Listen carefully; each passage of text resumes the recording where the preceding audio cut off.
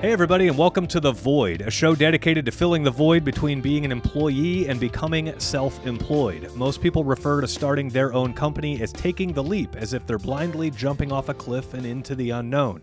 This show is here to help you understand that it doesn't have to be that way.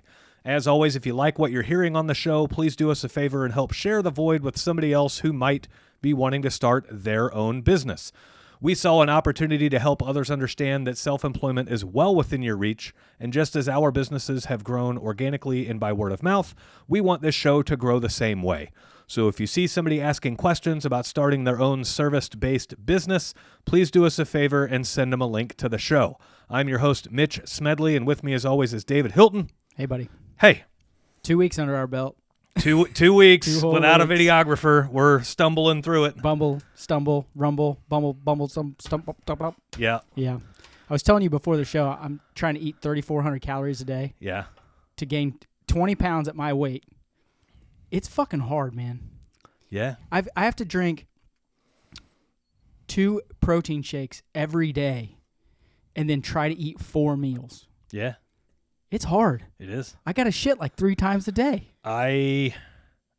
There was, like, when I was clean bulking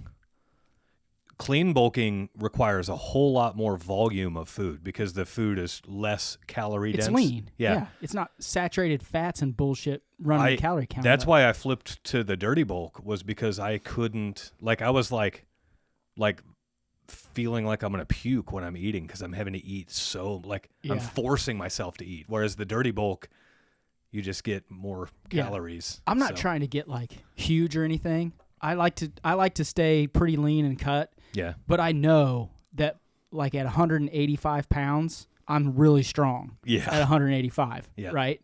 So I'm trying to get there. Yeah. We're going to see. I read this article about drinking protein shakes in the middle of the night. Have you ever tried that? No, only because when your body takes in calories and starts metabolizing things, it tells your body to wake up. Oh, hard to go back to sleep. And so it's hard to, eating in the middle of the night makes it hard to go back to sleep. I haven't tried it, but I have been drinking one before I go to bed. Yeah. Like 30 minutes or so, 45 minutes, something like that. I try to avoid eating within like hour and a half before bed. I sleep better. That has nothing to do with diet. It's just I sleep better. I sleep really good if I have a glass of milk and about 4 Oreos. Yeah. Coma. Milk. Ha. So, hey, how's that going? Yeah. I've been meaning to ask you. So, yeah, if listeners of this show, I don't know, I haven't shared too much about it, but I started having some, like, digestion issues, and we've got, like, bad colon cancer in my family. Like, it kills people in my family. Yeah. My mom's missing the top third of her colon because of it. And so How old was she? I can't remember. She was 60. She was in her 60s when she was diagnosed. It would have had to have been super early 60s. Like, she had to be 60 or 61. Yeah, 62, I think. Okay. My grandfather was 72 when he was diagnosed with his. 72 or 75. Your mom's like dad. That. Yeah. Yeah. And so, and that's ultimately what killed my grandfather. And so, like, they say you're supposed to get checked by 45. I'm currently 42, almost 43. And so we had a little bit of an insurance hurdle to get it figured out to get him to cover it. But because you were shitting your guts out every day. Yeah, I didn't have a solid crap for like but you didn't 3 months. You didn't feel bad. No, I didn't feel bad. You looked good. Yeah, I didn't feel you didn't bad. Look I just sickly. It was just weird. And so went and did a colonoscopy. That turned out great, like no problems. But they're like, still, we got to figure this out. So they went and did an endoscopy and went down the top. Thankfully, they used a different camera. Stop, dad joke. But the endoscopy, the colonoscopy, and the blood work revealed possible celiac disease, which is a gluten intolerance. And I'm like, great, that fucking sucks. Yeah, I do love good bread, man. I know. Oh. And so Italian artisan bread. Get the fuck out of here. They did the endoscopy and ruled out any gluten intolerance. Well, in the time frame of all of that, I started kind of like one at a timing pulling crap out of my diet. And somehow we got the idea of maybe it's a milk thing. Maybe it's a lactose thing. And so I pulled milk out of my diet and everything went right back to perfect. Still good? And I'm like, oh my gosh. That's been a week ago now. Yeah. Yeah. And so, and what's cool is I can have even moderate amounts of like cheese and stuff like that. But if I have like Like yesterday for lunch, I got a cheese pizza with like Philadelphia cream cheese on top. Oh man, I bet that wrecked your insides. Yeah, I'm back to being wrecked, but now I know why. So I ate a cheese pizza with Philadelphia cream cheese on it. That does sound good. Yeah, we were a little slow, so I took all the guys out to lunch, and me and one of the other guys split a pizza. So. I don't like to toot my own horn. Actually, that's a lie. I love it. Do you remember? I think I said, "Are you sure it's just not something in your diet?" Yeah. But we were talking about minerals and supplements and stuff, not food. In my diet hadn't overly changed a whole lot. Yeah. Like literally the only change in my diet was I was eating cereal on a more regular basis. That was it. A bowl of cereal. That's crazy. And you love milk. I know. You love milk. Love it. And so like I bought Silk almond milk at first, and then everything cleared up. And then I found another milk product called Fairlife milk, which is a anti-lactose milk, but it's high in protein. And so I'm really? like, cool. So I'll just do Fairlife milk from now on. And in cereal, you can't tell the difference. It's cereal. It's fine. Fairlife, is that like the Lactaid? It's milk, but they just somehow pull the lactose out of it or it's some probably shit. like a soy product or something. I don't know how they do it. Huh. But yeah, like I like to eat a bowl of cereal before I go work out. It's just enough energy. Yeah. It's not too fattening or anything. Yeah. It gives you just enough to go work out. But yeah, that's been a wild journey. I mean, how much of a relief was it? Like, okay, yeah, I got it. Yeah. I got it figured out. Like, people don't realize some people can handle it better, that long-term stress of waiting for an answer. Yeah. Like, and you're pretty even-keeled, so you don't, like, that stuff doesn't, like me, I'd have been a nervous fucking wreck for a month and a half. What's funny is I wasn't nervous for the colonoscopy or anything, and, you know, a lot of people get nervous around being put out and all that stuff. Well, you're nervous that you might have cancer is Right. what I'm talking about. Right. And I still wasn't, like, I had just kind of accepted that, like, okay, whatever it is, I'm going to battle through it. Like, Yeah. I'm going to catch it early, and I'm going to if it's cancer, we're going to dominate it. If it's not cancer, we're going to figure out what it is, and we're going to dominate that. Like, it just was what it was. Yeah. So I do the colonoscopy. I wake up. That's a weird thing when they put you out on propofol. Yeah. It's not like a normal. I love it. Yeah. It's like a sleep instead of like you're it's awesome. unconscious. Yeah. Right? And you don't come out of it and then say a bunch of weird stuff. Right. You It's don't not like know the you dentist. said. Yeah. Yeah. And so I popped right awake after that one. Well, the second time I went back like 7 days later for the endoscopy. That one was a different anesthesiologist, and I think they dosed it differently because it took me like. Did she look familiar? It was a guy. Did he look familiar? No. This motherfucker did plumbing at my Yeah. house. He's just, I'm gonna load this dude up. Yeah, that one, it took me a good like 5 hours. Like I was falling asleep. They had to wake me up 4 or 5 times. Damn. I was falling asleep on the drive home. I was falling asleep on the couch once we got home. So wow. Yeah, but I mean, it was just tired. It wasn't anything. That's crazy. Wasn't saying weird shit. So well, I mean, full transparency. Your wife looked at me one day and was like, "We're gonna be rich if he dies, right?" yeah, I was like, "Yeah, we are worth more dead than alive." My employees found out my life insurance package yesterday. Why? And, how? They asked about it at lunch. Oh, and because Danielle made a comment about how I'm worth more dead than alive. Ah. And so they were like, "Really? What's my cut if I assist?" So it's not good. I'm not going to help because I get money if you die. Yeah, it's not a lot. Yeah, well, that's to be honest. It's a felony for you. Yeah, no, yeah, it's a felony for me. Oh my God, did you see? I know we're going to talk about some other stuff. Did you see that lady? I wrote her name down. Elizabeth May from Canada come out and blast Trump because Trump's been like, "We're going to make Canada the 51st state." And he's been hassling the shit out of him, right? Yeah. And she came out and she like made this whole big stink, and she was like, "You know what? Maybe we'll just take Oregon and Washington and California. We're already abutted." And they're like, "You get free health care. We don't care if it takes you 6 months to get an appointment. We have super strict gun laws. We know all of you like that." I can imagine the people in LA are like, no, that's not what we want. Right. And then I got to thinking about it. I was like, fucking take them. Yeah. What do you want to trade for it? Nothing. Have them. Okay, first off, I want some money or something. Right. Or, something. But yeah, take them. You want them? Fucking take them, bitch. Just have it. You crazy whore. Just have it. Yeah. Just take them. That's weird. You can have them.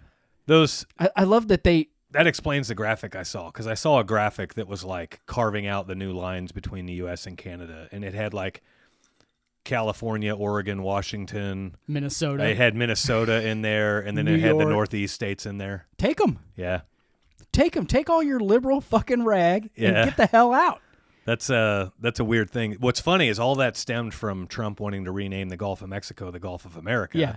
And everyone thinks it's like a power trip move, and it's like, no, it's tactical because Biden forbid drilling oil in the Gulf of Mexico. Yeah. Well, if you change the name, then we're no longer drilling for oil in the Gulf of Mexico. It's the Gulf of America. Yeah, I don't. Everyone wants to crush him. I mean, let's be honest. He's a dick. Yeah. Which is what I like. He doesn't like. You like dick? Yes, I do. That's not going to make it in a short. Set that right up. See, I get to do the editing now. Yeah. The rule number 1 is we don't edit the show. Nothing gets cut out. Well, that rule might be changing. But he's a dick to people, right? Yeah. Well, and I like it. He's candid. He's direct. Well, he doesn't walk around on eggshells around everybody afraid to hurt their feelings. Right. Fuck your feelings. Right. But I don't want someone in office that's just like, well, we're going to pat everybody on the back and pretend that there's no evil in the world. Right. No, have a little chaw. Come on, man. Yeah. A little grit in your soul. Jesus. The California wildfires are going on and everything else, and that's a whole problem in itself. Oh, that's crazy. Yesterday they were doing a news conference and they were asking, how much have you been in contact with the president and all this stuff? And then somebody asked, how much have you been in contact with the incoming president? Because here in a couple days, it doesn't matter what all of your contacts have done so far. And they admitted, we haven't been in contact with Trump at all. Yeah. And it's like... And he can't do anything until... Right. But you would think you'd want to okay, hey, we got to lay some groundwork here and kiss some ass because we need money. Right. Because we can't save anything. Yeah. It's just, I don't know. Part of it bugs me because the American Red Cross is putting up commercials asking for donations for this shit. And I'm like, this was hardly a natural disaster. It was, but... You get a hurricane come through and you can't stop that, right? You can just handle it the best it can. This was preventable. Yeah. This was 1,000% preventable. And then the severity of it was also preventable. You can't shut off water to all the fire hydrants and then be like, well, it's still raging on. Well, no shit. Yeah. At some point, this fire almost becomes choice. Yeah. You chose not to take care of the forestry down low, the stuff on the ground. That forestry stuff. Right. That is... I didn't realize how much we did back in the 60s, 70s, and 80s, and now we do none. Yeah. What sense does that make? We do. California doesn't. You know what I mean. Yeah. I meant we as in the government. Yeah. How are they not taking care of that? Well, and you can't choose to eliminate all of your reservoirs to save a couple. I'll bet those elk and deer that have died in these fires. Yeah. I bet they really care about the couple of fish that you saved. Yeah. By getting rid of the reservoirs, and now you didn't have the okay, so we saved a couple of fish, but it cost us $50 billion in losses, right? Yeah. And I've got a very liberal friend on social media. I got a few of those. And I've noticed I've been getting cut out of the loop on a lot of conversations lately. Well, some of that's just the social media algorithms trying to put you in your echo chamber. No, people are not allowing me to see their posts. Oh, that's funny. I've asked. This person was like, how ironic is it that the football game can't be played in LA because of the fires, and so they relocated it to Arizona, and Arizona's the State Farm Stadium, and State Farm just canceled all of these fire policies. And she was trying to almost pick on State Farm for doing it, and I commented on it and said... I really doubt State Farm had anything to do with them moving that game to that stadium. Well, regardless of any of that, I told her, I'm like, look, insurance companies have some of the best risk analysts in the world. And so when an insurance company pulls out of an area for risk of fire, pay attention. Yeah. When State Farm is like, we ain't covering fires here. Meanwhile, they still cover earthquakes in California. But when they say we ain't covering fires here, that's a problem. Right? And so there's your red flag right there. My mind's racing. Yeah, if State Farm isn't wanting to cover fires in California, what do they know? Well, they know that California set it up ripe for a fire, and look what happens 2 weeks later. Well, and they Fires. also, and they think about it as in, okay, they're not taking care of the forest. They've got water diverted. They've got water shut off. So instead of my losses being 10,000 homes, or $10 million, now it's $50 billion. Right. We can't sustain that. We can sustain the 10, and we would stay involved. But California's made it such a shit show. That we're out. And that's so like on these latest football games, the Red Cross has been advertising, donate to the fires and families, and they've all this last weekend's of football games. They all had a moment of silence and all this stuff. And I'm like, I get it. It's tragic for the individuals that didn't have much control over it, but this is almost like this is not a purebred natural disaster. This is almost exacerbated by humans. Yeah, it's an unnatural and then they disaster. Want to blame it on the oil companies for global warming. Stop. Well, stop. And that girl that made the post trying to pick on the State Farm deal, when I was talking about how impressive insurance companies' ability to analyze risk is, I said, look, if you want to find the way of the world, like watch insurance companies and watch politicians. Watch their actions, not what they say. Yeah. And I said, everyone's trying to tell us that the sea levels are rising and we're going to lose Florida and we're going to lose all this shit. And the magic number is always 7 years, right? Yeah, it's been 7 years for 47 years. Right. But politicians are still buying houses on the beach. So if they really thought sea levels were rising, they wouldn't be buying houses on the beach. And insurance companies are still insuring houses on the beach. Yeah. And so if they really thought sea levels were rising, they wouldn't insure that. And so that's how you're able to tell like the bullshit environmentalist claims versus the real environmentalist claims is just watch insurance companies. Yeah. And in the moment insurance companies say no on mass scale like they did in California, that's a problem. Yeah. So and the whole sea level thing, like when ice melts, right, and is taking up less waterway, water is allowed to go into that area. If ice melts off of a low-lying area and is like dirt is exposed, water goes there. Right. Okay, every ounce of water that melts from the north is not raising the sea level. It's actually a very, very small percentage. It's insane to me what they will take and twist to scare people. It's just if you take a 1 foot by 1 foot by 1 foot cube of ice and you put it inside a tub that is 13 inches by 13 inches by 13 inches. Okay. So you only have 1/2 inch all the way around that cube. And you fill that 1/2 inch space with water. You've now created a miniature version of a polar ice cap, right? Yeah.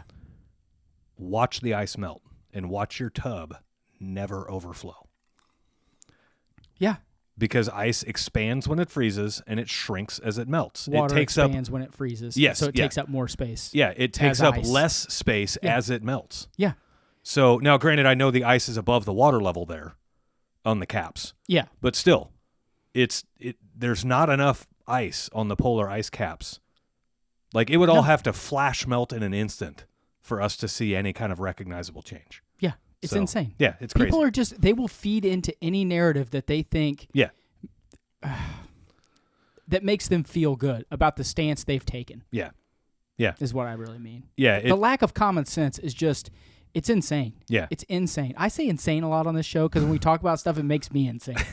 Yeah. It just, and the whole, just one more point on the Red Cross thing. If people want to donate their money, donate. It's your money. Do whatever the hell you want with it. But that's why we have FEMA, and that's why we fucking pay taxes. Yeah. And then when you piss all that money away on immigrants coming to this country so you can feed and clothe them and give them extra money because we're going to pull it out of the FEMA budget, and then a hurricane gets all the way to North Carolina and people lose their homes, and then there's a fire in California, they're out of money. Well, they're fucking out of money. And this administration exposed their hand on their way out by the people in the Carolinas. They got a loan of $750. It's not even a gift.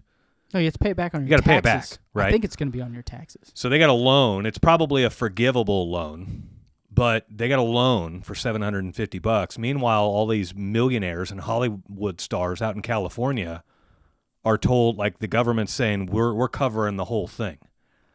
And it just lets you know, hey. Who's important and who's not. Well, that Carolina state, what color was that state? It's a red state. And all the Carolina stuff happened right before the election. Yeah. So if we under deliver on taking care of the red state, maybe they won't show up to vote. But now that we've already lost the election, let's show what we actually can do in cases of wide-scale disasters. And the government steps in and says, we're going to take care of everything. Yeah. Hey, Canada, just take it. Yeah. Take whatever the fuck you want over there. Have it. Yeah. Yeah. And good luck deciphering their financial mess that is California. Right. Good luck. Right. I mean, good fucking luck. Yeah. What do you want to talk about today, buddy? Ironically, we're similar on that topic. We're going to talk about the most important skill to have in life. This isn't just in business. This is in life. Okay. Blow my mind. The ability to adapt. That's probably actually true. What's going to happen to you after you leave here today? I'm gonna go home. You're going to go home. You're going to do a little bit of work. I'm gonna go home. We have a call with the Trade Winds member at 4. Mm-hmm. Mr. Leone. Yep. Hopefully he brings his smoke show wife. I love. You can only say that because you're friends with her. Yeah, friends with both of them. I love it. They are two of the nicest people I've ever met in my life. And they are perfect for each other. They too. are awesome. Yeah. They are awesome people, and they make a big difference in this community. Yep. But anyways, we're gonna have a call with them, and then I will probably edit this podcast together and get it out. Now that I know how to do it. Are you going to run into something you didn't expect? Of course. How are you going to overcome that? I'm going to adapt. Adapt, right? And Stop teeing obviously me up. we're being coy about it, but like your ability, like you ever hear the saying like the best laid plans go to rest? And it's, another common term for it is like paralysis by analysis. I thought best laid plans go to waste. Same. I thought that was the saying. Well, I could be wrong. Let me bust out the Googler. Okay, get the Google machine. The best laid plans go to waste is higher up on the search. Okay, best laid plans go to waste. Maybe you should start listening to me there we a little go. bit more. Man, I love you. I've said this 1,000 times. I love being right. When it comes to me, yeah, you do. No, when it comes to fucking everything. But I love it. Go ahead, sir. So what they're hinting at there is, get an idea, get a rough plan, but you aren't going to be able to script your every move in anything that you do. We're going to be driving to Colorado to go skiing in a couple of weeks. I can choose what time we leave the house. Yeah. And I can set an idea of like, I'd love to pull into the ski resort at this time. Yeah. But there's going to be an unplanned bathroom stop. There's going to be somebody's not feeling well. There's going to be a food stop. There's going to be a gas stop. Last time we went, we were way ahead of you guys. We got stopped at the tunnel for an accident. And we waited for an hour and a half. You almost caught us. Yeah. Hour and a half gone, up in smoke. Could get a flat tire, could get in an accident. Yeah. Could stop to help an accident. There was a time 2 or 3 years ago when we went with Danielle's family where we had like a big old snowstorm and they were closing the highways down. And if you stayed on the highway, you could stay on. But if you got off, you weren't allowed to get back on. And, all of those things can come in and totally wreck your plans. And so the most successful people out there are not successful because they planned the best. They're successful because they had kind of a rough idea of what they wanted to do, and they started marching in that direction, and then they just adapted to all of the changes that are going to come their way. I had one of my installers. He's moving. He's moving to about an hour and 15 minutes away from us. And so he's going to get a job at a plumbing company closer to him, right? Mm-hmm. I would. I'm not driving an hour and 15 every day. Not for an installer's role. I wouldn't do it for a professional role. Right. And so, Are you tired of complex and high credit card processing fees? The Void Podcast has negotiated exclusive rates for the Void listeners. This program's tailored for trade businesses like yours. And if you're using House Call Pro, switch and you can expect to save $80 for every 10,000 you process per month. Don't let high processing fees drain your profits. Visit empowerpayments.com/the void or call us at 913-423-1265 now and unlock your savings. I couldn't have planned on that. So all we did was adapt and overcome, right? We went and looked at a job today that we wouldn't normally get. But it's here in Blue Springs. They called us. They needed work done fairly quickly. We have the ability to do that the way we set up our schedule. So we took it. We priced it. They called back and said, man, this price is too high. I'm going to present it to the boss, but I don't think he's going to go with it. And then he called, and we're like, well, sorry, that's the price. Yeah, and he calls back 5 minutes later and is like, when can you do it? Right now. And so, I couldn't have guessed that was going to happen when I woke up this morning. You know what I mean? And so there's a lot of things that happen that you can't plan for, that literally your ability to succeed through that is your ability to adapt, pivot, and continue marching, right? Yeah, I would say half of it isn't necessarily your ability to adapt. It's the ability for you to not be mentally overwhelmed by the challenge that's come up in front of you. Lots of people,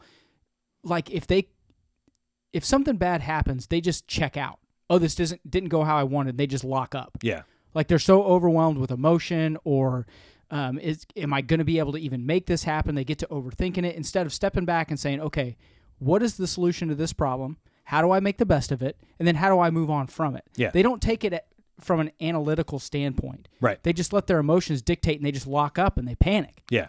Yeah. That's the majority of the problem. Yeah. And, we always make comparisons to athletics, but athletics are a really good show of the ability to adapt. Any sport that goes on for quite a long time, so like football or baseball or something like that, the game starts going in one direction and teams adjust, they analyze, and they make corrections, and they adapt, and they overcome a points deficit. Yeah. Or a time of possession deficit. We're getting rolled because they're controlling the clock. And so they go in at halftime, they come back out, and now it's a whole new game. And it's because of their ability to adapt to do that. The Chiefs are notorious for that, right? God, they play like shit in the first quarter of every game. Yeah. And I think it's they because love playing from 10 points back too. First off, no, they don't. They don't love it, but they're good at it. They need that pressure to survive. I think it's because Spags doesn't show anything, doesn't do anything, plays base defense, lets them do whatever they want, and then is like, okay, this is what they're doing, and then they change. Yeah, I do too. And I shouldn't say just Spags. All of the great defensive coordinators out there, that's what they do. Yeah. It's very similar to guys that race cars, like street racing. You never want to blow out your opponent. No. You always want to beat your opponent by a car length. Yeah. No matter who you're racing. Yeah, it's called hustling. Yeah. You want to act like they almost had you, right? Because everyone else that's looking at you and wants to race you, you want to make them feel like, well, I've beat him by a car and he beat him by a car, so maybe we'll be a good race. Yeah. Well, and then you just beat the new guy by a car too, And yeah. And then you hit that second shot of 50. And you're out. And you're out. Yeah. See ya. But yeah, your ability to adapt is your ability to succeed. 1,000%. We started this whole podcast talking about like my recent little health thing, right? My ability to adapt, right? We're going to go in and find out what this is. I don't know how to adapt until I know what's wrong. But we're going to go in and find out what this is. I'm going to make some changes. I'm going to adapt, and I'm going to kick its ass. And no matter what it was, if it was cancer, great. If it was a gluten intolerance, great. Turns out it's just a lactose intolerance. Yeah. That's fucking easy. Yeah. But I was prepared for cancer and, no wheat. Well, I mean, and like we're talking about big moments in life, right? And big things that happen. But it's the little things too. Yeah. So just to... about you having to go in and get your colonoscopy and your endoscopy and all that stuff. It's like all of a sudden now medical things are at the forefront of my mind. Yeah. So all of those things that I wanted to do in my business, all of those things I wanted to focus on and do that, now I have to make time for this other stuff, and something has to, get kicked to the wayside. Yeah. Or I have to sacrifice my own personal time, right? Yeah. That's part of the adaptation process. Yeah. The little things, the small things that happen that you can control the big things that are going to happen later. Yeah.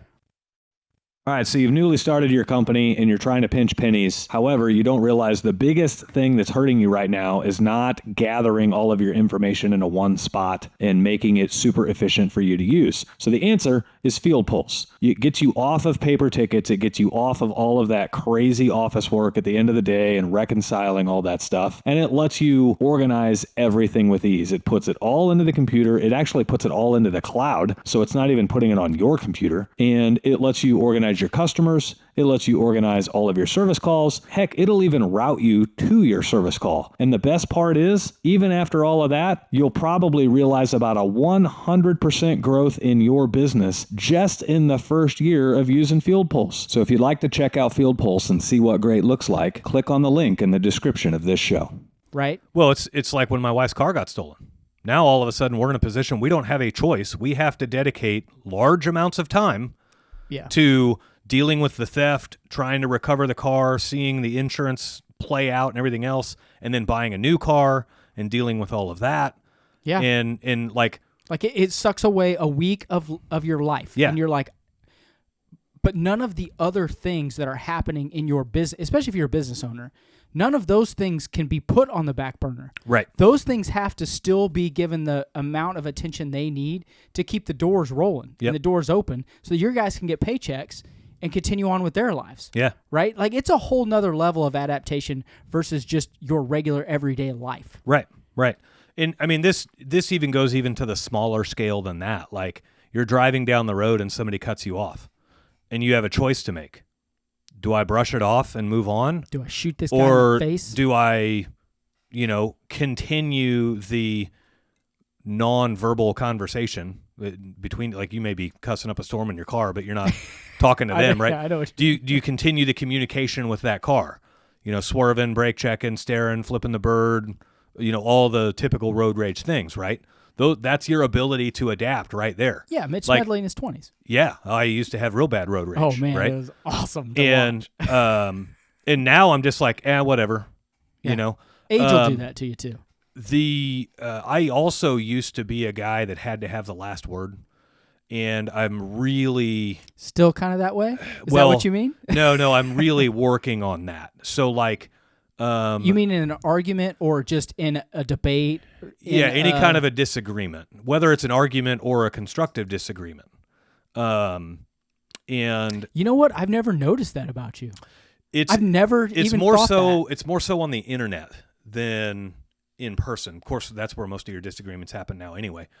But so for instance, I'm baffled. We made a short form video about my car getting stolen. And we posted it up on YouTube. Dude, you know that thing's at like 4.8? Yeah, 4.4? It's mid 4 millions of views. Something like it's that. a lot. It's crazy. It's the dumbest video I've watched in a long time. 4.5 million views. So like in the first million views, most of the comments were like bagging on cops and bagging on the justice system and all of this stuff. And there were some funny ones in there, like, hey, they did you a favor. They stole a Jeep.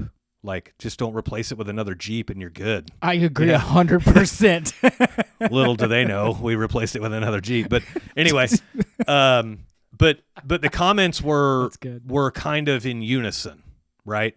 Yeah, cops suck, or the justice system sucks, or, the ghetto sucks, or whatever. But then something happened about the time it got into the upper 2 millions. Easy about my hometown. Yeah. About the time it got into the upper 2 millions of views, the comments started shifting to hate, and I got called entitled a couple days ago in one of the comments. The comment was like, "This person is so entitled, they think that they can try to get their own car back." First off, you are entitled, but not because of that. Well, let's see. The money I paid for the car entitles me to the privilege of trying to get my property back. That person is the same type of dipshit that steals cars and jewelry, and they're like, "This is mine. I deserve this because I took it." Yeah. Like, what? Right. It's called double standard. Get your head out of here. And a lot of the people are like, "You're willing to risk your life for a car?" No, I'm willing to risk my life for justice. Like to put criminal not justice like I want closure. Justice of like, okay, here's people in a car that stole my car. Let's let them get punished. Yeah. Right? Yeah. I didn't even want the car back because after those guys have had it for let's see, at that time they'd had it for like 2 weeks. Like, that thing reeks of weed and it's probably trashed. It didn't reek of weed when it got stolen. No, I guarantee it reeked of weed and McDonald's. Yeah, probably. McDonald's fries left in the back will ruin a car. Yeah. Every fucking time. Yeah. They're so good though. But as far as adapting goes, some of those hate comments I would take personally. And you'd like try to clap back at them, right? Yeah. They'd be like, "What clap kind of back? What are you, 30?" Yeah. Well, they'd do something like what kind of a man are you? You saw your own stolen car and you didn't come home with it. Your wife's probably so ashamed of you and all of this stuff. And keep in mind, they're making all these judgments over, it took us 45 minutes to tell the story. We cropped it down to a 3-minute video and they're making all these assumptions and all these judgments. But, I was clapping back at them at first. And then like, this has been a good exercise for me of just like, LOL, okay, bro, whatever. Yeah, let it go. Let it go. And the moment you hit send and they don't reply anymore, like it's done.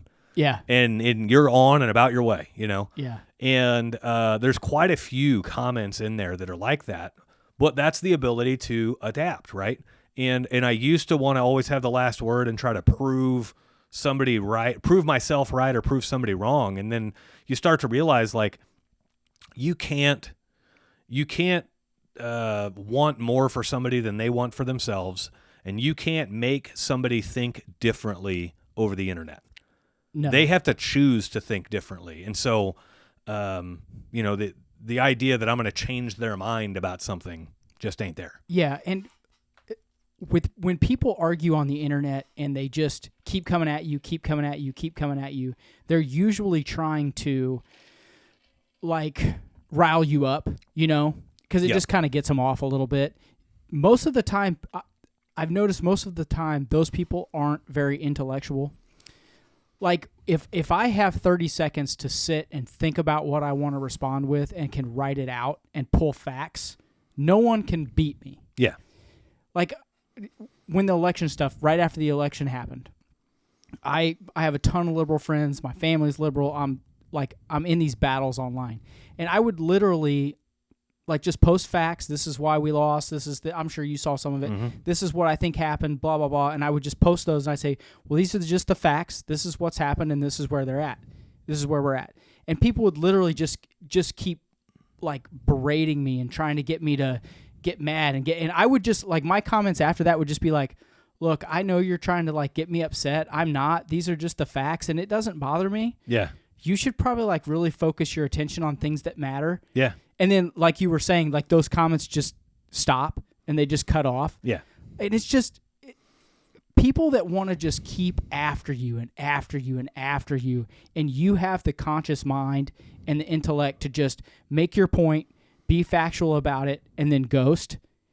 Just know that you're smarter than them. Yep. And move on with your life. Yeah. You got more important shit to do. Right. Than be fucking with these trolls on the internet all the time. Stop. Yeah. I see really good friends of mine that I know, love, and respect, and I know are twice as smart as me. Right. That they will get inundated with it, and it will just take over, and they will keep conversations going for days. Yep. I'm like, dude, you have better things to be working. If you focused that attention on something positive and some like form of personal growth or development or your business, I mean, the results are exponential. Stop. Yeah. Let go. Move the fuck on. They don't care. Right. They're just fucking with you to fuck with you. They're getting enjoyment out of watching you get upset. Meanwhile, you're trying to get enjoyment out of making somebody's life better. You're on two different levels. Yeah. And it's like 3D chess, man. It's just not going to happen. Yeah. Stop. Yeah. Some of the comments in there, like there'll be a couple of comments of like, that was the biggest waste of 3 minutes of my life. Yeah. And it's like, dude, you were on YouTube Shorts, flicking through shorts. You had the time to waste. Like, don't act like this video wasted your time. You chose to get on YouTube. When I see stuff like that, I don't even respond. Like, I think that same thing, but I don't. I'm like, I'm not wasting. Yeah. Who cares? That guy's just looking for something to, for someone to respond to him. That's all. There was that one comment. I texted it to you. Let me pull it up because it's pretty funny. While you're pulling that up, anyone that watches on YouTube or anyone that listens to this podcast, could you guys watch some of our YouTube versions to help us get our hour count up so that we could maybe at least be monetized enough to buy a camera or something? We're really close. Yeah, we're trying to get to And I will say this, it will be worth it because Mitch is growing some kind of weird fucking old man, half gray, half red hair beard, and the only way you can see it is on YouTube. Yeah. So just we got a 10-day beard going. we got a 10-day. So one of the comments, to be honest, it looks good. It looks all right. One of the comments, I screenshotted it and texted to you. Oh, it says, "Why is this guy babbling so long? Oh my gosh, it's annoying." And I just replied to it, and I'm like, "Yeah, your girl told me that you thought 3 minutes was a really long time." I laughed out loud when you sent that to me too. It's a 3-minute video. What do you mean babbling so long? Dude, like because people are. I don't want to get off topic, but the whole social media thing where you can flick through and see 20-second videos at a time, people's attention span has gone to zero. Yeah. And it has flourished the ADHD market that's out there, and that's the kind of stuff that happens. Yeah. Oh, it's 3 whole minutes. Dude, you ain't got 3 minutes? Yeah. And what's weird to me is I antiquate it to, and I'm starting a YouTube channel pretty soon. It's just going to be, I'm going to play some cover songs and do some fun stuff. But you'll listen to a shitty song for 4 minutes, not say anything, but then you're going to bitch and want, you stopped on this, chose it. Yeah. And then, like, what? Stop. Yeah. Like, what? You could have turned away at any moment. Yeah, you could have just rolled on. Why did you wait till 3:30? Yeah. I don't understand. And like, how dare you open up YouTube and expect to be entertained with every video you chose to watch? Yeah, there's a lot of shit out there. There's a lot of junk videos, right? Man, we have plenty too. Yeah, yes we do. Other ways your ability to adapt are going to come in, and I'm only going to speak from experience on these things. If you would have told me that we would have been involved in 3 non-at-fault collisions in like 2.5 months, I would have been like, no, because we've gone 4 years without a collision. Yeah. And here we are. 3 vehicle collisions, none of them were our fault in 2.5 months. I get all the vans fixed, and then what happens 2 weeks later? One of the vans I just fixed hits a sign. This is at fault. It's technically at fault, but it's understandable. Is a construction sign with very thin aluminum legs, and the sign had blown over. Yeah, they're spring loaded too, so it can fold up. But the legs were still out, and you can't really see the legs sticking out in the roadway too well. First off, yes, you can. If you're not looking at your phone. Yeah, if you're not. Yeah, I do question whether he was paying full attention. He was not. But I didn't see it, Mitch. Hit that sign. He's only going like 30. But hit the leg of that sign, and it's bitter cold out that day. And, of course, it shatters the front bumper of the Transit, takes out my fog light. Did you get brush guards yet? Breaks the windshield washer fluid reservoir.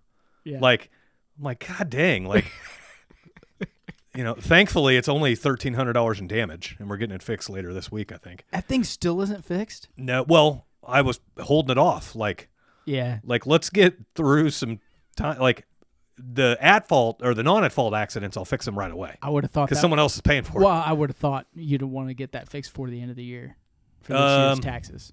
No, I don't want to get into a whole thing. We were bleeding cash towards the end of the year. It was like, this is not a 24 expense. This is a 25 expense. 3 years ago, I had a whole year like that. I was just like, we were just spending money in cash, and Janine and I are sitting down doing our books and stuff and just looking. I'm like, babe, we spent $120,000 on a car, some vacations. Yeah. Like just just shit. Yeah. She looked me dead in the eye and she's like, "You have a fucking spending problem." Yeah. So I was like, yeah.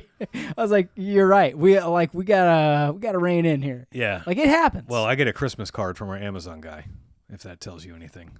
That's because your wife has a fucking spending problem. Every time for a while, I don't know if she's done it on purpose or not. Like for a while, I would come in and she'd be wearing either a new pajama set, or she'd have new flip-flops that said fuck off, or like it was always something. Yeah. And then I got to notice, like when I'd come in, there'd be a new Amazon box on the dining table. And I'm like, oh, dude, this is every time I've been here. This is every day. For 2 fucking years. This is every day. Yeah. And I curbed it for a while because I let her do all the purchasing for the business. And I'm like, if she wants to spend money, I'll let her spend money. Hey, buy this. Hey, buy that. Hey, buy this. And she had fun. Do you know that you can turn credit cards and Amazon accounts off with the flick of a switch? Oh, yeah. Off. Oh, yeah. Off. But the discipline, that's cheating, right? The discipline is, hey, stop choosing to do it. So. I can't decide. We talking about I mean, they're her? both effective. Are we talking about her discipline or your discipline to tell her no and shut the shit up? No, discipline's a personal thing. I know, that's what I'm saying. You don't have the discipline to tell her. I can tell no, her. I can tell her every day because I do. Or you don't have the discipline to turn her off. The running joke in our household is this old thing. Yeah. Like every new thing. I'm like, how many old things are going to show up tomorrow? You guys do buy a lot of knickknackies. Yeah. Yeah. I'm working on that with her. Like I don't buy a lot of knickknackies. She does. No, you're like me. You buy bigs. Yeah. Yeah. You buy big shit. I'm the guy that's like, I'll drive an extra 10 minutes to save $4 because Lowe's had it cheaper than Home Depot or something. That's what Harvey and does. then I go buy a big ass wake boat. Yeah. Or, but hey, that $4, that helps buy the wake boat. This is funny as shit. Danielle, you cannot spend $100 a month on knick-knacky bullshit. $100 a month? I wish it was that. What's the number? Tell me what the number is so I can finish my analogy. She's bought a wake boat before I bought a wake boat. She just didn't end up with a wake boat. She ended up with a bunch of knick-knacky shit. That was the only thing you could have said to kill my analogy. So thank you. That's a lot of. The worst part is when you have a house purge, how much of that shit is gone. So we actually do a pretty good job of keeping the purge. Okay, so we're just buying shit and throwing it away. Because where's all the shit at? If she's bought enough shit to buy that boat, where is all the shit? It's in the house. Where? It's here. So some of it's clothes, which all goes to like Goodwill or whatever. So. Okay. I will give Janine a free pass. She's not that way. Like she'll wear, like she has sweatshirts that I'm like, throw that the fuck away and buy new stuff. Right. Like she's not that way with clothes and everything else. But it's like, buy new stuff. Yeah.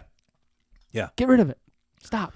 Trying to get back on topic here. Shoes. I don't even remember what the fucking topic was. How to adapt. I haven't even been drinking. This is my first drink all day. So your ability to adapt, it's not easy. This is the reason it's not easy is because you never know what you're going to have to adapt to. We now, Danielle and I will get up in the morning and every once in a while we'll have a joke with each other of like, what surprise do you think is in store for us today? Because when you have employees and your employees are driving vehicles all around the city and you have your phone number plastered all around the city and a whole bunch of ways for people to contact you, and you have customers that you don't really get to vet, right? Yeah, you never know. There's no reverse Angie's list for customers. There should be. That'd be really cool if you could rate customers. Like Uber does it.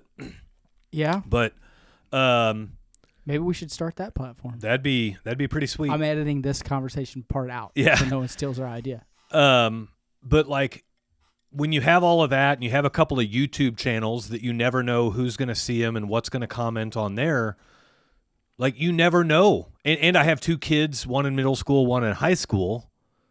Like you never know what's going to happen, right? You know what's happening with Mace. You never know what's going to happen with Grant. That's an exercise in fertility. And so like every day I could get a phone call and nothing would surprise me. And that's not because my It's not because my outlook on my life is poor. Like a lot of people is like, nothing surprises me anymore. And it's kind of an Eeyore outlook. And this isn't that. This is like, no, this is so much crazy shit I've seen that I know that there's just as much crazy shit out there. Yeah. And it's kind of like a popular TV show, Landman. I haven't seen it yet. I'm waiting. You need to get on it and watch it. Like you'll fall in love with it. I know. Because I like Billy Bob. You are a lot like Billy Bob's character in that movie. That's scary. He's got great one-liners, thrives in chaos, and puts up like tragic, prolific shit happens, and he's just like, I'll deal with it. I'll handle it. Like whatever. Like a lot of men, right? A lot of men just have to deal with it and handle it, right? Great, good men and great men that are doing above and beyond regular sit in my mom's basement, play video game stuff. Yeah, that's what they do. Yeah. They just handle their shit. I'm just going to figure it out, right? Handle our shit. Yeah. Get on with it. I need a shovel. Someone help me dig this hole. There's another story that we'll talk about in the future. I'm not going to talk about it now. No, we're trying to shorten these episodes, by the way. I'll allude to it, and then I'm going to actually write a note so that we end up talking about it. I've had an interesting experience buying my wife the replacement vehicle for her car that got stolen. And as you pulled in the driveway today, you saw the dealership picking the car back up. Yeah. Because we've had some issues with it. And I do want to make fun of you for this whole situation. So I will save it for we'll talk about that next week. Yeah. You know, we got to shoot. I think we got to. This is no one's business. I think we got to shoot 2 next week. I should have the car back by next podcast, so we may be able to fill everybody in there.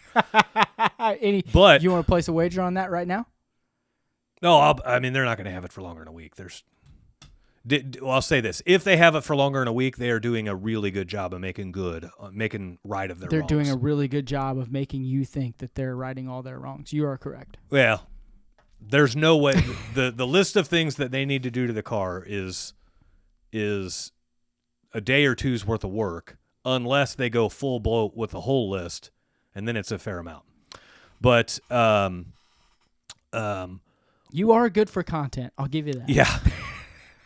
Well, like my wife and I took her new Jeep to date night the other night, and we see a rattle, or we hear a rattle, and she's told me this thing's rattling a little bit, and it's getting worse. And now that I'm in the car, I hear it, and I'm like, "What the fuck?" Right? Did we talk about this last podcast? No, I don't think so. Did we not? I talk to you so much that I'm losing track of what we talk about. Yeah, and so like I didn't even waste any time. I came home from date night. I was still in my date night clothes, and I came home from date night and started investigating it. And I'm not going to go into what it is. I want to wait until, I don't want to talk good or bad of this dealership until they have a chance to make it right. But it was I found a massive problem, but I handled it right then and there. And nobody could have, you would never go into date night thinking that you're going to find a problem like this with one of your vehicles later on that night, right? Yeah. Sunday. You okay, buddy? Yeah. You want some more of that rum from the last episode? That's what's in here now. Sunday, we're watching football games and our doorbell rings. And we haven't gotten mail at our house for a week, by the way. We're getting it now, but that snowstorm we had 2 weeks ago, we didn't get two mail, Sundays ago. We didn't get mail because you couldn't get down our road for 4 fucking days. Our trash hasn't come in a week and a half. Yeah. And so Sunday, I got a knock on the door, and it's the post office. And this lady is like, "Hey, I wanted to let you know I bumped into your mailbox, but it's fine." And I'm like, "Okay, cool." And I look out there, and I can immediately tell it's not fine. Knocked off the pedestal. Yeah, and we, I know we have a friend, an old friend, that got a job at the post office, and he got fired in 2 weeks for hitting too many mailboxes. You and I know this person? Yes. Really? Yeah, he was a friend of Mike Van Dyke's. He had a silver Honda Civic. Oh, okay, yeah. His name's escaping me. Starts with a J. What was it? Jason. Was it Jason? Mm-hmm. Okay. Nice guy. Yeah, super nice guy. Like the shit out of him. Hit too many mailboxes. I can actually see that coming from him. Yeah. and so I look out there and I see the mailbox isn't okay, But I've gone through a postal claim before. The post office like messed up my storm door one time. They delivered a package and they thought they were going to hide it between the storm door and the main door. But it was a crazy, super windy day. And when they opened the storm door and put the package in there, the door didn't latch because the package was too big. And then the wind picked up and it basically ripped my storm door off my house. Oh, boo-hoo. No big deal. Yeah. And I was young. Fucking door. I was young at the time, didn't have any money at all. And oh, this is your old house. no, this is here. But this was like right after we moved in. We were house poor as hell. Like we didn't even have furniture here yet. Yeah. We were Like, house we poor. spent all our money on building a house. We ain't got Yeah. no goddamn money. and so I'm like, oh, they're gonna pay for this, and I'm gonna make do, and make them good. Everyone's really bitchy when they build a house, by the way. It's just part of it. Yeah, and so I went through the whole process, and they never denied anything, but it was like 7 or 8 weeks to get my money, and all they would do was they'll either reimburse me for a receipt to have a handyman replace it, or they'll reimburse me for a receipt if I replace it. And I'm like, well, I'm not going to have a handyman put this on, so I had to go buy a new one on my dime, turn in the receipt, and Should have had a handyman do it. I know, I could have. Yeah. But I also know I could have been your handyman. I also know that postal delivery person ended up losing their job because of that. Like the post office takes that very seriously. I don't know why. That's dumb as shit. Yeah. And so this girl, like, she at least came and knocked on the door and told me about it. She could have not. I wouldn't have. Rolled on down the road. And what's kind of bullshit is she said the postal van slid on ice. And there's no ice around my mailbox. There is now because of the snow melt and Dude, I had to refreezing, park half in the cul-de-sac because there's a 20-foot mound of snow in your. Yeah. Well, yard. look at the mailbox when you walk back out there. I looked at it when I walked in. Yeah, she clocked it fucked. good. Yeah, it's it fucked. it fucked that postal van up. Did it? Yeah. But like there in a split second, I was forced to adapt. I could go ultra bitchy and file a complaint with the post office and take 6-8 weeks, and then I have to pay somebody full wages to fix. Like I built my mailbox, and so I'd have to. And it's not. For those that don't know, like my mailbox is a big concrete pillar with stacked stone around it, and then it's got a tapered wood pillar on top, and the mailbox sits on top of that. Yeah, it's real. It's real uppity, fancy. Yeah, it matches the pillars that are on my front porch. And so this isn't like just a little junky metal pole stuck in the ground or something like that, right? Yeah. And so I mean, there's some significant work to getting it back right. Nah, just slide it over. It's good. Yeah. and so like in an instant I could have filed all those grievances and everything else, and she would have lost her job, and I didn't want that for her. Was she hot? No. But I didn't want that for her. I mean, she's out there delivering. This was the post office delivering for Amazon on Sunday. Yeah. And so I'm like, I'm not, I don't want that for her. I really don't want anybody to fix this other than me. And it's only going to take me maybe an hour to fix it. It's going to take a hell of a lot longer than an hour to file all the claim paperwork and everything else. And then I still have to fix it. Yeah. They're just going to give me a little bit of money. And it's like, it's not even worth all that. I'm just going to fix it. Yeah. And, but like I didn't wake up that day with that on my bingo card. No, but it is now. I've lived here 13 years. No one's ever touched that mailbox. And then here, boom, post office fucks their shit up on it. There's just always, we've said this a lot. There's always something to deal with. Yeah. And how you handle that situation dictates your character, dictates your own attitude. If you just say, hey, no big deal, I'll deal with it, I'll move on. Yeah.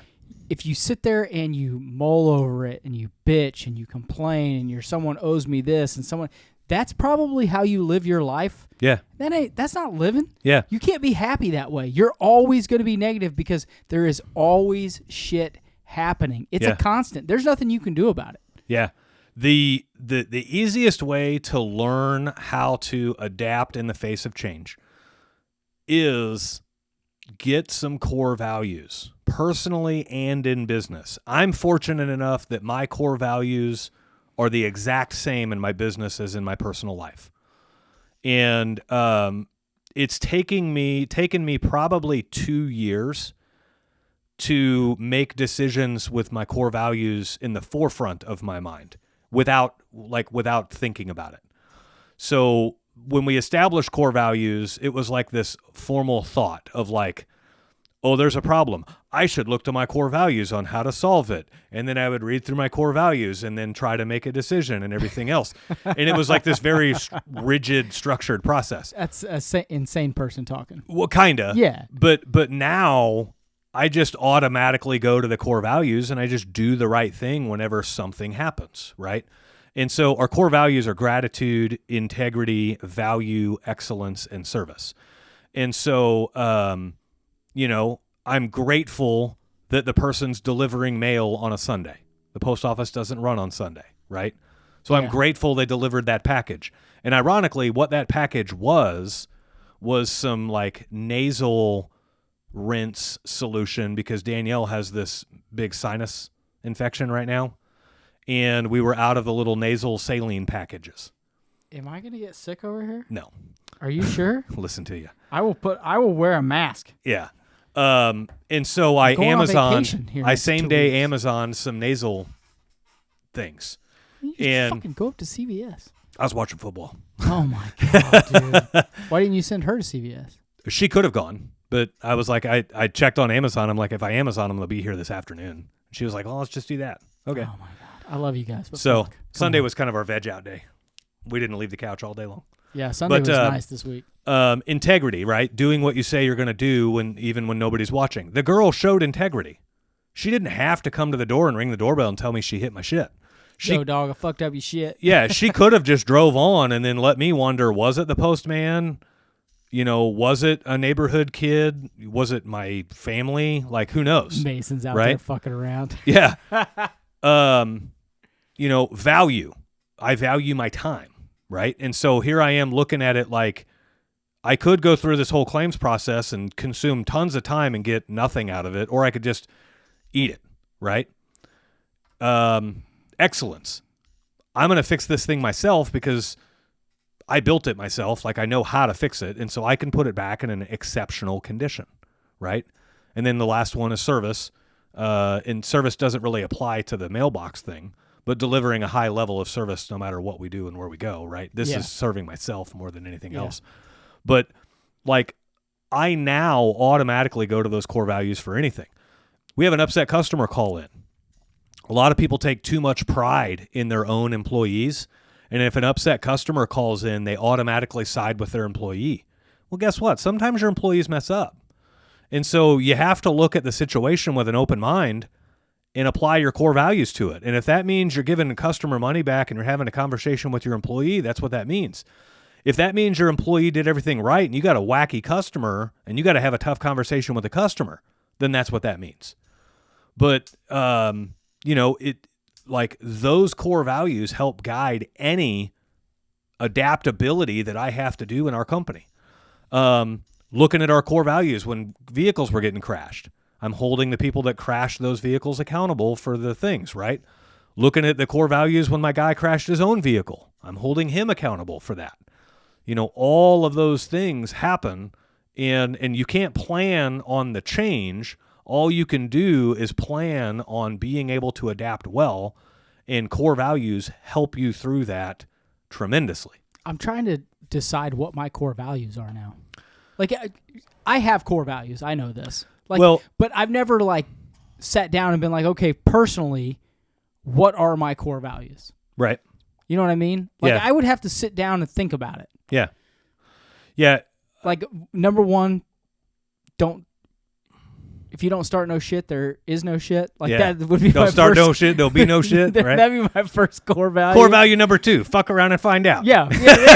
My core values are pretty fucked up. Yeah. I don't have the core value number 3, try me, bitch. If I was gonna write them out and it said it's not always a perfect acronym. Right? If it was fuck, it would just be family first, and then you would be. You're a dipshit. But it'd be United. You are a dip. You know what I mean? United. C would be cunts come first. K would be kiss my ass. That. You know what I mean? Yeah. I don't know what my core value. Maybe I'll think about it and put it in the description, because honestly, I know how I act, and I always try to treat people with respect and make decisions that don't put. I never put myself first, right? But like other than that, like if I had to sit down and really think about it and write it out, I don't know what it would be. Yeah, well, and a lot of people love to act like they have core values, but then they're constantly finding themselves in battle of them, right? Like integrity is the biggest one. Do what you say you're going to do when you say you're going to do it, even when nobody's looking. What's the definition of integrity? Doing the right thing when nobody's looking. Doing what you say you're going to do when you say... I don't have any integrity. When you say you're going to do it when nobody's looking, well, right? Now, if I say I'm going to do something or do something for... I mean, like, I always do that. Right. But like...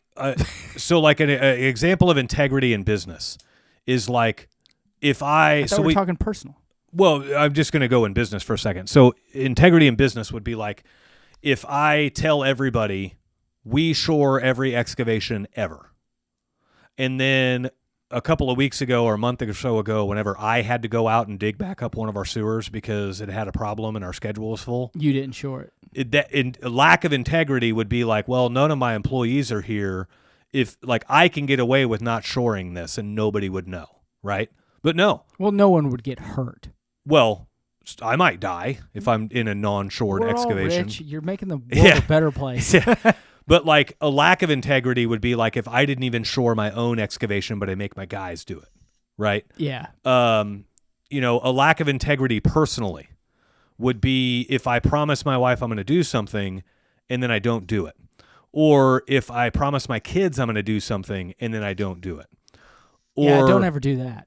Or if I tell my kids like, don't speed and then I speed, right? That's not integrous, right? And the whole do as I say, not as I do kind of thing shows. The whole thing I'm thinking of is, okay, so don't tell Layla that she can't speed. Just keep your mouth shut. Well, I mean, here I'm hauling ass all the time. Yeah, I've got a 15-year-old son, and I'm like, you know, there's times where you can get away with speeding. Like I'm just telling him flat out, there's times where you can get away with it, and there's times you can't. And there's certain speeds you can go where you probably get off, and there's certain speeds where you go where you're fucked. And you're young, and if you cop attitude with the cop, that's going to change things too. You're going to jail, dog. I'm telling him more real rather than trying to act like I'm a saint, because sooner or later, on a long enough timeline, your kids will always figure you out. So don't ever, ever lie to your kids, because how many kids have grown up thinking their parents are saints, and then when the kids become adults, they start learning about their parents' past, and they realize mom and dad weren't as good as we thought they were, right? You know, I don't know, and I don't want to get into that on this episode. Yeah, I don't either.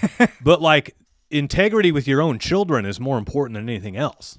Yeah. You know, like we do gummies at night to sleep. We don't hide that shit from the kids. I just take Tylenol PM. I took a gummy the other night because I quit drinking, basically. This is my first one today. I probably won't have any more. Yeah. And I haven't been sleeping. Man, I took 6 milligrams. I was hungover as fuck all the next, like, till 1. Was it THC? Yes. My brain was not functioning. Right. Like, I was just, like, in a fog. Yeah. I don't like it doing them while I'm awake. It's only to sleep. I don't think I like doing them awake or when I'm asleep. I pop a gummy at about 8 p.m. every night, and by 9 o'clock is bedtime. At 9 o'clock, that gummy is about ready to, like, it's coming on. And it's like, all right, time to go to sleep. Are you taking gummies when we go snowboarding? Yes. I take them everywhere. You know what I'm really excited about? Is we're going to go 4 days instead of 3. Yep. And this is the first time in a long time I think I need a mental break. Like normally I'm like, I'm fine. I'm ready to like shut down. Veg out. Yeah. Veg for a while. Enjoy nice company. Yep. It's going to be great. It's going to be fun. I can't wait. I might snowboard the last 2 days. I'm going to ski the first 2 for sure. I might snowboard the last 2. I think you should. Is Grant going to snowboard? I don't think so. Okay. Yeah, I was going to say if he does, you should snowboard the first 2 and then switch. You know what I mean? So that you're with him. You know what I mean? Like, that's just a cool experience if he does. I just don't want to catch a backside edge and ring my bell. Smack my head on the ground, ring my bell. And I would only say snowboard if Grant was going to do it. Well, I might. I mean, it feels good. Like snowboarding, it's fun. There's a feeling there. It's a lot of fun. The carve feeling, right? Man, I will say, I like, so in Breckenridge, they have the burn. That's fun. Mm-hmm. It's a little more difficult now that it's grown back. Mm-hmm. Like last year was tough, right? Like it's tough. But you're right. Like if you're doing a blue-black and then it's real steep and you can just roll across sideways and just throw like that, that's a lot of fun when you get older. You know, you're not trying to kill yourself every time. That like, carve is just a different feeling. And I want to feel that again because I used to do that when I was younger. But, you know, I just got to worry about my cognitive ability. Oh, I will say this. Clap my head on a If you're going to do that would work out because I'll be with Layla for at least 2 days, the first 2. But then if you want to snowboard, then the last 2, we can do it. We can go snowboarding wherever we want. We will leave those fuckers behind. Yeah. I can hear Mason now. Where are you guys going? Don't worry about it, bud. We were already doing that. Out of here. Yeah, we were already doing that last year. We were leaving the kids in the dirt and like letting the kids go by themselves. It was, you know? Last year was a lot of fun. Yeah. Layla had she's been talking about it every day for 3 weeks probably now. Yeah. So when Christmas got over, so not 3 weeks. When are we going, Dad? When are we going? Is Grant going to she's been asking me, is Grant going to snowboard?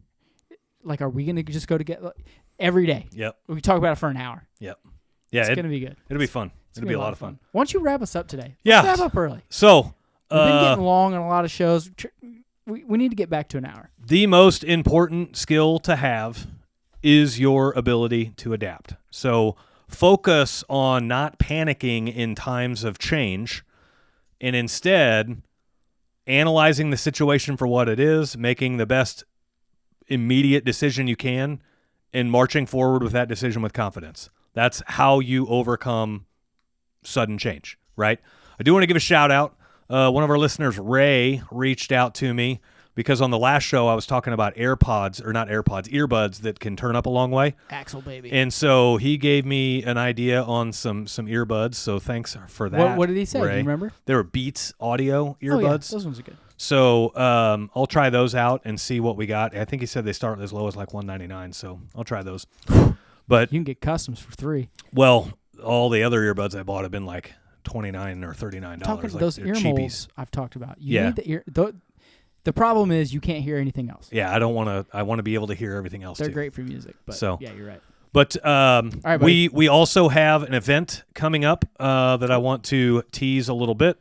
So the event coming up is going to be in Kansas City on March 1st, and that event is centering around content creation and how to use it to grow your business.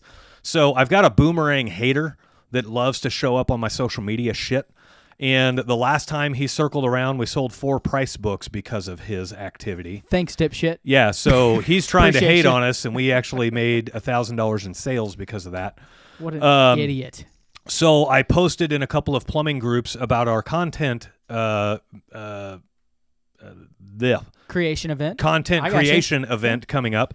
And here he comes in, you know, spewing all of his hate all over the place. You've got to tell me who this person is. I'll share it with you. Okay. But I reminded him that the last time he came in and tried to do this, I made an extra $1,000. So if he could sell, like, the tickets for this event are $199 a piece. So if he could help me sell 5 tickets, we could just repeat what happened last time. And he loves to just conjure up anything he can. Well, I actually challenged him. So he was trying. Why don't you invite him to the event? I will pay for his ticket. I already told him. I will buy your ticket. Mitch, you pay for the travel to get out here, and I will buy your ticket. Because he was like, what do you mean? You're not a content creator. You don't have a massive following and all this stuff. No, but fucking Roger Wakefield does, and he's a bad dude. And then he's like, the only person I've seen on the event that I even know is Roger. I had to Google everybody else. If you guys were good at throwing events, I wouldn't have to Google anybody that's speaking. Do you want it to be $1,500 or do you want it to be $199? And I said, if we filled this event with the Gary Vaynerchuks and all the stereotypical people that you wouldn't have to Google, the tickets would be $2,000 a piece. Yeah. And instead, we're going to give you actionable advice on how to use content to grow your business from people that have used content to grow their business. And we're going to show you that you don't need millions of followers. We're going to show you that it's not about how many views you get. It's about the right people viewing it. And we're going to show you how to leverage that and grow your business. Taking the fucking high road. Yeah. Good for you. And so then he actually backed off and asked a little bit of a question, like, how do you make money on content if nobody views it? And I said, tell you what, I'll buy your ticket to the event. You pay your way out here and back. I will cover your event ticket. And he won't. I guarantee you he won't do it. But no, he's just there to throw chicken hate. Shit. Yeah. I hope he listens to this podcast. No, he won't. He won't put in that time. You know Guaranteed. what? I may make. He also doesn't own a business. I may make a little short out of this. You give me the stuff, and I'll fucking send it to him. I'll go post it in that group where he's at. Yeah. I'll tag his ass in it. Be like, hey, dude. Yeah. You talk all this shit. Why don't you back it up for Yeah, once? back it up. Show up to the event. I got your event ticket covered. People- And I guarantee you he's going to be like, well, yeah, it's easy for you to give away a free event ticket. No, there is no free tickets. Like, if I can't just give him a ticket.